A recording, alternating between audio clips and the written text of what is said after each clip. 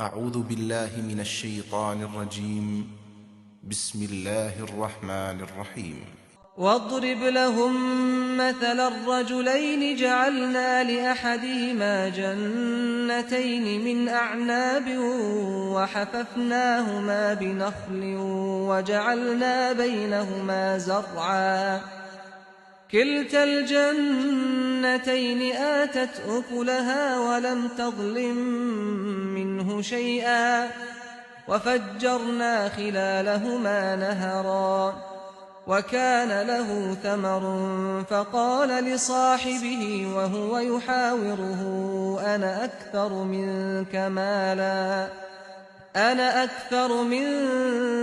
مالا وأعز نفرا ودخل جنته وهو ظالم لنفسه قال ما أظن أن تبيد هذه أبدا وما أظن الساعة قائمة ولئن رددت إلى ربي لأجدن خيرا منها منقلبا۔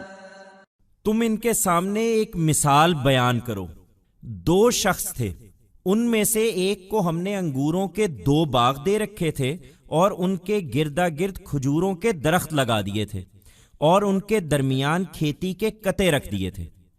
دونوں باغ خوب پھل لاتے، اس میں کوئی کمی نہیں کرتے تھے، اور ان کے بیچ بیچ میں ہم نے ایک نہر دوڑا دی تھی۔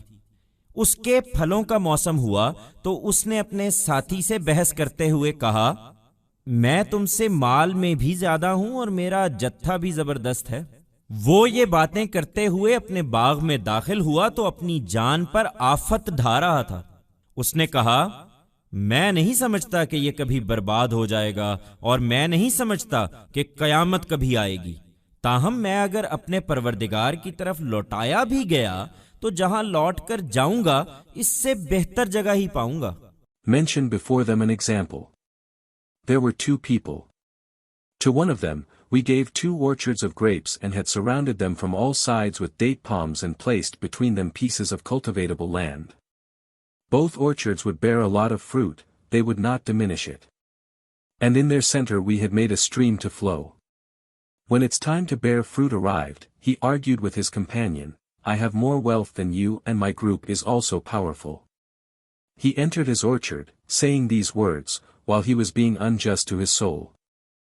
He said, I do not think that this shall ever perish. And I do not suppose that the day of judgment shall ever come.